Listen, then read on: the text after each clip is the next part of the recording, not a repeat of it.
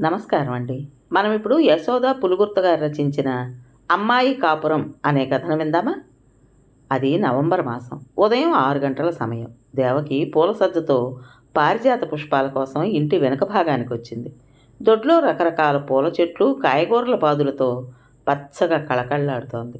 ఎర్రని మందారాలు వయ్యారంగా చెట్టుకు వేళ్లాడుతున్నాయి. నక్షత్రాలు పరిచినట్లుగా నందివర్ధనం చెట్టు నిండా పూలు. కొన్ని మందారాలు కోసి పూల సజ్జలో వేసుకుంది. అలాగే పారిజాతం చెట్టు కింద పరిచిన చాప మీద రాలిన పారిజాతాలను ఎక్కడ నలిగిపోతాయో అన్నట్టుగా నెమ్మదిగా ఒక్కొక్కటి ఏరి పూల సజ్జలో నింపుకుని ఇంట్లోకి వచ్చింది. ఇది క్రమం తప్పకుండా జరిగే కార్యక్రమం ఆవిడికి. 1 గంట సేపు పూజా మందిరంలో భక్తి శ్రద్ధలతో పూజ చేసుకోవడం ఆవిడ దినచర్యలో తొలి భాగం. దేవకిది సొంత ఇల్లు. భర్త బ్రతికుండగానే కట్టిన ఇల్లు. విశాలమైన గదులే కాకుండా ఇంటి ముందు వెనుక భాగాల్లో కూడా విశాలమైన స్థలం ఉంచుకుని కట్టుకున్నారు. ముందు వెనుక రకరకాల కాయగూరలు, పూల చెట్లతో ఆ ఇల్లు ఎప్పుడూ కళకళలాడుతూ ఉంటుంది. భర్త హైదరాబాద్లో సెంట్రల్ గవర్నమెంట్ డిపార్ట్మెంట్లో ఆఫీసర్ పోస్ట్లో పనిచేసి రిటైర్ అయిన 5 సంవత్సరాలకు హార్ట్అటాక్తో చనిపోయాడు. అప్పటికే పిల్లలిద్దరు పెళ్ళిళ్ళు అయిపోయాయి. తను కూడా ఒక ప్రైవేట్ స్కూల్లో సైన్స్ టీచర్గా పనిచేసింది ఒక 20 సంవత్సరాలు. కొడుకు కోడలు సాఫ్ట్వేర్ ఉద్యోగాలు చేసుకుంటూ హైటెక్ సిటీలో ఉంటున్నారు వారి ఆఫీసులకు దగ్గరగా. వారికి 5 సంవత్సరాల అబ్బాయి. అమ్మాయి మృదులని మంచి కుటుంబంలోకి కోడలిగా పంపించారు. దేవకిని కొడుకు కోడలు తమ దగ్గరే ఉండమని ఎంత బ్రతిమాలినా, ఇంకా సమయం ఉందిరా మోహన్, మీ దగ్గర కాకపోతే ఎక్కడ ఉంటాను అంటుంది. కొన్నాళ్ళు సొంత ఇంట్లో ఉండనీరా మోహన్, మీ నాన్నకి ఎంతో ఇష్టమైన తోటని విడిచి రాలేనురా అంటూ సున్నితంగా జవాబిచ్చే తల్లిని ఏమీ అనలేడు.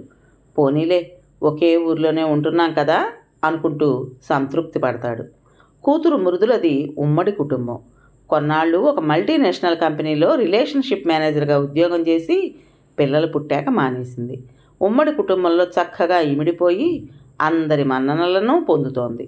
1 నెల రోజుల క్రితం తమ పక్క వాటాలోకి ఒక కుటుంబం కొత్తగా అద్దెకి దిగింది.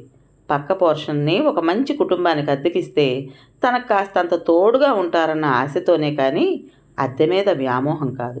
అద్దెకి దిగిన కుటుంబ యజమాని ఒక ఇన్సూరెన్స్ కంపెనీలో పనిచేస్తున్నాడు. వాళ్ళు ఫ్లాట్ కొనాలని ఒక బిల్డర్కి అడ్వాన్స్ పే చేశారట. నిర్మాణం పూర్తయి హ్యాండ్ ఓవర్ చేసేసరికి 1 సంవత్సర కాలం పడుతుందని అనేసరికి ఆ ఫ్లాట్కి దగ్గరలో ఉన్న ఈ ఏరియాకి దేవకి గారింటిలోకి అద్దెకి దిగిపోయారు. అద్దెకి దిగిన రామ్ గోపాల్, సునీత దంపతులకు ఒక అమ్మాయి, అబ్బాయి. అమ్మాయికి పెళ్లి చేసి 6 నెలలు అయిందని, కొడుకు బీటెక్ ఫైనల్ ఇయర్ చదువుతున్నాడని చెప్పారు. వీళ్ళ ఇంట్లో దిగేటప్పుడు పెళ్ళైన అమ్మాయి కూడా వీరితోనే ఉంది. చూడటానికి బాగుంది, ఆధునికంగా. మెడలో సన్నని నల్లపూసల గొలుసు మాత్రమే ఉంది. కాళ్లకు కొత్త ఫ్యాషన్ మెట్టెలు పెట్టుకుంది. ఆ అమ్మాయి అత్తవారిది హైదరాబాద్ అని సునీత దేవకితో చెప్పింది. అల్లుడు సాఫ్ట్వేర్ ఇంజనీర్ అంటూ చెప్పింది. ఆ అమ్మాయి పేరు మేఘన అని వారి పిలుపుల ద్వారా తెలుసుకుంది దేవకి. కాలం మరో 3 వారాలు గడిచిపోయాయి. కనిపించినప్పుడల్లా నవ్వుతూ పలకరించుకోవడం తప్పించితే ఎవరూ ఎక్కువగా మాట్లాడుకోలేదు. మేఘన ఎప్పుడూ ఫోన్లో మాట్లాడుతూ తోటలో తిరుగుతూ ఉంటుంది. వాళ్ళొచ్చి 3 వారాలు దాటిపోయినా మేఘన భర్త కానీ అత్తగారింటి వైపు నుండి ఎవరూ కూడా వీరింటికి రాకపోవడం కాస్త ఆశ్చర్యం అనిపించింది దేవకికి. తను ఎవరి వ్యక్తిగత విషయాల్లోనూ తలదోర్చదు. అందుకే చూసి చూడనట్టుగా ఊరుకుంది. ఆ రోజు సునీత దేవుడికి చక్కెర పొంగల్ నైవేద్యం పెట్టిన తర్వాత కాస్త ప్రసాదం, పళ్ళు దేవకికి ఇద్దామని వారింటికి వచ్చింది. సునీతను చూడగానే దేవకి నవ్వుతూ ఆహ్వానించింది. ఏమిటి సునీత గారు, మీరు రావాలా, మీ అమ్మాయిని పంపలేకపోయారా అంటూ అభిమానంగా మాట్లాడింది. మా మేఘన సరిపోయింది, అది లేచేసరికే 10 దాటుతుంది.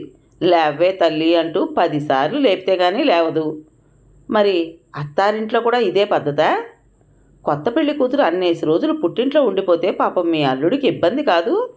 ఈ రోజులే వాళ్ళకు మధురమైన రోజులు సునీత గారు. బంధం బలంగా పెనవేసుకునేది ఇప్పుడే. ఇలా అంటున్నానని ఏమీ అనుకోకండి. మీరు నాకు సొంత చెల్లెల్లాగా అనిపించి చనువుగా అంటున్నాను. దేవకి మాటలకు సునీత ముఖంలో హఠాత్తుగా రంగులు మారాయి. తడబడిపోతూ, అయ్యో ఎంత మాట, అదేమీ లేదులేండి, మీకు ఆ చనువు ఎప్పటికీ ఉంది, నేనేమీ అనుకోను. వంట మధ్యలో ఆపొచ్చాను దేవకి గారు, వస్తాను అంటూ హడావిడిగా వెళ్ళిపోయింది. సునీత ముఖ కవళికల్లోని మార్పులు దేవకి దృష్టిని దాటిపోలేదు. ఆ రోజు ఆదివారం. అంతకు ముందు రోజే కరెంటు మీటర్ రీడింగ్ చూసి బిల్లు ఇచ్చి వెళ్ళాడు ఎలక్ట్రీషియన్. ఆ బిల్లు ఇద్దామని సునీత వాళ్ళ పోర్షన్లోకి వెళ్ళింది దేవకి. వారి పోర్షన్ కాస్త వెనక్గా ఉంటుంది. మెయిన్ డోర్ తెరిచే ఉంది.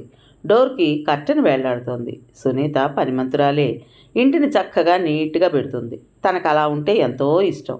లోపలికి వెళ్ళబోయేదల్లా మేఘన గట్టిగా మాట్లాడుతుంటే అక్కడే ఉండిపోయింది. తన పేరు మేఘన ప్రస్తావించిన మూలాన సభ్యత కాకపోయినా అలా నిలబడిపోయింది. అయినా ఆ దేవకి ఆంటీకి నేను పుట్టింట్లో ఉండిపోతే ఏమిటట నష్టం? నన్ను ఆవిడేమైనా పోషిస్తోందా, సాకుతోందా? మేఘన గొంతుకులో రోషం. అవునే మేఘన, ఎవరైనా అంటారు. పోషిస్తేనే అనాలని రూల్ ఏమైనా ఉందా? పెళ్ళై 6 నెలలు కాలేదు. ఇలా భర్తతో తగవబెట్టుకుని వచ్చేస్తే అడగరా? ఇలా రోజుల తరబడి పుట్టింట్లో తిష్ట వేస్తే సమర్థిస్తారా? చూసావా అమ్మా, నాన్న కూడా ఎలా అంటున్నారో చూడు. అబ్బా ఉండండి మీరు మరీను. దానికి అత్తవారింట్లో కంఫర్ట్గా లేదుట. ఉమ్మడి కుటుంబం, సంతలా జనం, ప్రైవసీ లేదుట.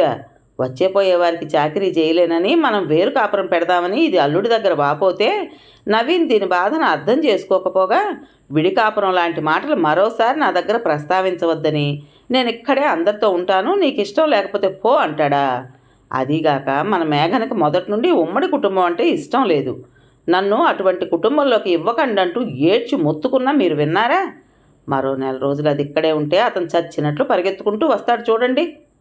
Stop it Suni. ఒక తల్లివై ఉండి కూతురికి అలాగేనా నచ్చజెప్పేది? కూతుర్ని సమర్థిస్తున్నావన్నమాట. నవీన్ అన్నది కరెక్ట్.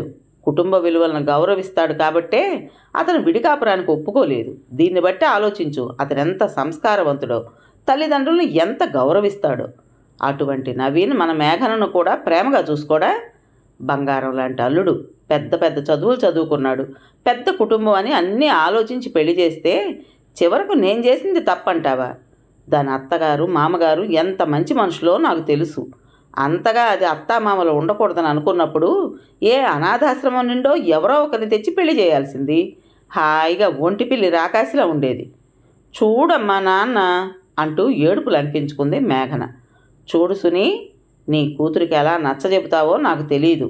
నేను అత్తవారింటికి వెళ్ళను, భర్తతో కాపురం చేయను, విడాకులకు దరఖాస్తు చేస్తానంటే మాత్రం చీరేస్తాను దాన్ని.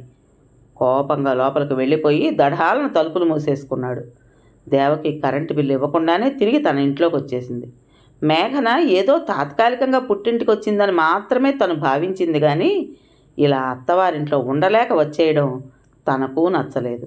అదే తన కూతురు అయితే అలానే సమర్థించేదా? తను ఎప్పటికీ సమర్థించదు. అయినా మృదుల స్వభావమే వేరు. కూతురు గుర్తొచ్చేసరికి ఆమె ముఖంలో దరహాస రేఖలు విచ్చుకున్నాయి. మృదుల అత్తవారిది పెద్ద కుటుంబం. అత్త మామగారితో పాటు మామగారి తల్లి, బావగారు, మరిది, ఆడపడుచు అందరూ ఉంటారు. ఆడపడుచు పెళ్ళైపోయి పూణేలో ఉంటుంది. మరిదికి ఇంకా పెళ్లి కాలేదు. తోటికోడలు గైనకాలజిస్ట్గా పనిచేస్తోంది. పెళ్ళయి పిల్లలు పుట్టే వరకు మృదుల కూడా జాబ్ చేసింది. తర్వాత తనకు తానే మానేసింది. అత్తవారింట్లో పెద్ద ఆరిందాల అన్నీ చూసుకుంటుంది. దాని తోటికోడలు శ్రావ్య పెద్ద డాక్టర్ అయినా ఆమెలో ఏమాత్రం అహం గర్వం కనపడదు. మృదుల దాని తోడికోడలు సొంత అక్కా చెల్లెళ్ళలా ఉంటారు. హాస్పిటల్ నుండి రాగానే మృదుల శ్రావ్యకి కాఫీ కలిపి మరీ అందిస్తుంది. నేనే ఎందుకు ఇవ్వాలి, నేనే అన్ని పనులు ఎందుకు చేయాలి అనుకోదు. మృదులను చక్కగా పెంచారు వదిన గారు అంటూ వియ్యపురాలు తనతో ఎన్నోసార్లు అన్నప్పుడు తన మనస్సు ఆనందంతో నిండిపోయింది. మృదుల గురించి ఒక్క ఆక్షేపణ లేదు దాని అత్తవారి నుండి. ఆ రోజు సాయంత్రం అవుతుండగా దేవకి మేఘన కోసం కబురు పంపింది. 2 రోజుల క్రితం దేవకి ఆంటీ తన గురించి అన్న మాటలను తన తల్లి ద్వారా విందేమో. అప్పటి నుండి ఆవిడంటే అసహనంగా ఉంది మేఘనకు. పెద్ద ఆదర్శవంతురాల్లా సలహా ఇచ్చింది. మరి ఆమె పిల్లలు దేవకాంటీని ఒంటరిగా ఎందుకు వదిలేశారు? ఊళ్ళోనే 2 పిల్లలున్నా ఈవిడెందుకు చూడటం లేదు? ఆదర్శాలు వల్లెవేయడం కాదు, ఆచరణలో పెట్టగలగాలనుకుంటూ దేవకి మీద గుర్రుగా ఉంది. పిలిచింది కదా, బాగుండదనుకుంటూ వచ్చింది. మేఘనను చూస్తూనే ఆవిడ చిరునవ్వుతో, ఏమ్మా నాకు సాయం చేయగలవా అంటూ అభిమానంగా అడిగేసరికి ఏమనలేక, చెప్పండి ఆంటీ, తప్పకుండా చేస్తాను అంది. ఏమీ లేదు మేఘన, ఈరోజు మా కార్ డ్రైవర్కి అర్జెంటు పని పడిందిట, రాలేనన్నాడు. నేనేమో బయటకు వెళ్ళాలి. ఈ క్యాబ్లు బుక్ చేసుకోవడం అవి నాకు తెలీదు. కాస్త క్యాబ్ బుక్ చేసి నీవు కూడా నాతో రాగలవా? తొందరగానే వచ్చేద్దాం అనేసరికి ఏమనలేక వస్తానంది. మేఘన ఇంట్లో చెప్పి వచ్చింది. ఇద్దరూ క్యాబ్లో బయలుదేరారు. మా అమ్మాయి ఇంటికమ్మా. దాన్ని చూసి చాలా రోజులైంది. అదేమో నిన్నటి వరకు బిజీ. దాని ఆడపడుచు కుటుంబం వచ్చి నిన్ననే వెళ్ళిందిట. అది ఎప్పుడో కానీ రాదు. నేనే వెడుతూ ఉంటాను. ఒక్కర్తిని వెళ్ళలేకే నిన్ను పిలిచాను. ఈవిడ కూతురింటికి నేనేమిటి పానకంలో పుడకలాగా అనుకోకుండా ఉండలేకపోయింది. కూతురి అత్తవారిల్లు హడావిడిగా పెళ్లివారిల్లా ఉంది. వీళ్ళని ఆప్యాయంగా ఆహ్వానించారు. మేఘనను మృదులకు మిగతా వారికి పరిచయం చేసింది. మృదుల హడావిడిగా కాఫీ పలహారాలు చేయడం, అందరికీ సర్వ్ చేయడం, అందరినీ పలకరించడం చేస్తోంది. ఈలోగా తోటికోడలు వస్తే ఆవిడకు టిఫిన్ పెట్టింది. థ్యాంక్ యూ చెల్లాయ్ అనగానే మృదుల నవ్వింది. కాసేపు అందరూ సరదాగా మాట్లాడుకున్నారు. మాట్లాడుతూనే అందరి అవసరాలను గమనిస్తూ అటెండ్ అవుతున్న మృదులనే అదే పనిగా చూస్తోంది మేఘన. కాసేపున్నాక బయలుదేరుతున్నప్పుడు మృదుల మేఘనకు బొట్టు పెట్టి కొత్త చీర ఇస్తూ, చీరలు కడతావు కదూ మేఘన, నీకు ఈ చీర బాగా సూట్ అవుతుంది అంటూ, అవును ఈసారి మీ ఆయన్ని తీసుకుని మా ఇంటికి రావాలి సుమా అంటూ సాగనంపింది. ఆ వీకెండ్లో దేవకి కొడుకు కోడలు వారి 5 ఏళ్ల మనవడు వచ్చారు దేవకి ఇంటికి. ఇల్లంతా సందడే. కొడుకు కోడలు వచ్చారని సునీత కుటుంబాన్ని లంచ్కి ఆహ్వానించింది దేవకి. తర్వాత వస్తామండి దేవకి గారు అన్నా దేవకి బాగా బలవంతం చేసిన మూలాన వెళ్ళక తప్పలేదు. దేవకి సాయం చేస్తానన్నా కోడలు రమ్య వద్దని ఆవిడను విశ్రాంతి తీసుకోమంది. వంటంతా తనే చేసింది. అత్తయ్య అత్తయ్య అంటూ గలగలమని కబుర్లు చెబుతూ అన్నీ డైనింగ్ టేబుల్ మీద సర్దేసింది. అందరూ లంచ్కి కూర్చున్నారు. మా కోడలే వంట అంతా చేసిందనేసరికి సునీత ఆమె భర్త రమ్యని చాలా మెచ్చుకున్నారు. పెద్ద ఉద్యోగం చేస్తూ కూడా ఎంతో సింపుల్గా ఉంటూ ఒక సాధారణమైన గృహిణిగా ఇంటి పనులు చేసుకునే రమ్య పట్ల వారికి ఒకలాంటి ఆత్మీయతాభావం కలిగింది. సునీత భర్త అయితే తన కూతురు కూడా రమ్యలా ఉంటే ఎంత బాగుండునని మనస్సులో పదే పదే అనుకున్నాడు. రమ్య మేఘన వైపే చూస్తూ మీ వారు రాలేదా అనేసరికి సమాధానం చెప్పకుండా తల వంచుకుంది. ఆ మధ్య కొన్ని రోజుల క్రితం దేవకాంటి కూతురింటికి వెళ్ళినప్పటి నుండి మేఘన మనసులో ఏదో తెలియని సంఘర్షణ చోటు చేసుకోవడంతో అస్థిమితంగా ఉంటుంది. భోజనం చేస్తుండగా దేవకి గారి అబ్బాయి మోహన్, అమ్మా ఇప్పుడు మాతో వచ్చేసి కొన్ని రోజులు ఉండొచ్చు కదా అనేసరికి రమ్య, అసలు ఇక్కడ ఒంటరిగా ఎందుకు ఉండడం అత్తయ్యా, మీరు ఇల్లు విడిచి రాలేనంటే పోనీ మేమే వచ్చేసి ఇక్కడ ఉండిపోతాం. మా ఆఫీసులకు దూరమైనా ఆ కష్టాన్ని భరిస్తాం.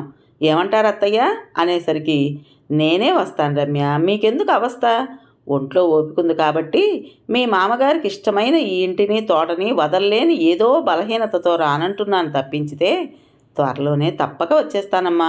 అప్పుడు నన్ను వెళ్ళిపోమ్మన్నా నా మనవడి పెళ్లి చూడకుండా ఎక్కడికి కదలను, సరేనా అనగానే అక్కడ నవ్వులు విరిశాయి.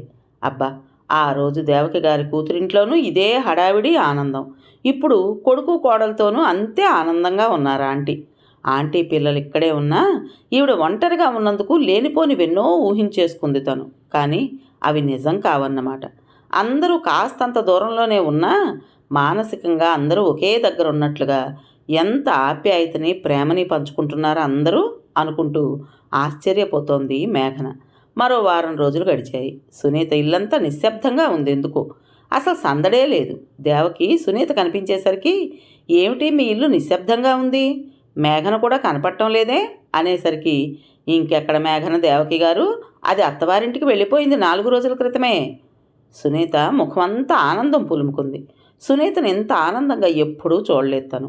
దేవకి తెల్లబోతూ, అవునా సునీత గారు, వెళ్లే ముందు ఈ ఆంటీని ఒక్కసారి కలవచ్చు కదా, మేఘన అత్తవారింటికి వెళుతోందని తెలిసి ఉంటే నేను కూడా కొత్త చీర పసుపు కుంకుమలు ఇచ్చుండేదాన్ని కదా. నిజమేనండి, దాని మూడు ఎప్పుడు ఎలా ఉంటుందో తెలీదు. మంచి రోజు చూసుకుని నేను మీ నాన్న వచ్చి దిగబెడతామని చెప్పినా నేను ఇక్కడికి వచ్చినప్పుడు మంచి రోజు చూసుకుని వచ్చానా, వెళ్ళేటప్పుడు చూసుకోవటానికంటూ తిరిగి మమ్మల్నే ప్రశ్నించింది. వెళ్ళేటప్పుడు చలిమిడి చేసి పెట్టడానికి కూడా టైం ఇవ్వలేదు మాకు. వాళ్ళ నాన్న గబగబా వెళ్ళి స్వీట్ షాప్ నుండి స్వీట్లు కొనిచ్చారు. అన్నట్లు మా మేఘు మీతో మరీ చెప్పమంది దేవకి గారు. ఈసారి దాని భర్తతో కలిసి వచ్చినప్పుడు మిమ్మల్ని కలిసి మీతో చాలా మాట్లాడతానంది. మీకు థ్యాంక్స్ కూడా చెప్పమంది.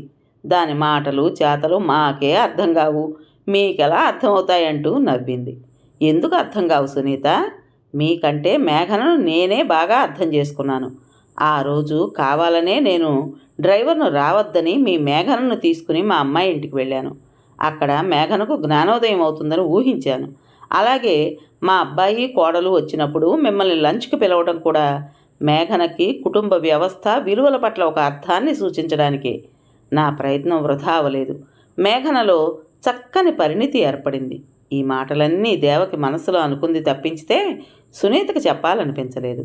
సునీత మాటలకు తన సంతోషాన్ని వెలిబుచ్చుతూ, అమ్మాయి కాపురానికి వెళ్ళిపోవడంతో మీ ఇల్లు చిన్నబోయిందన్నమాట.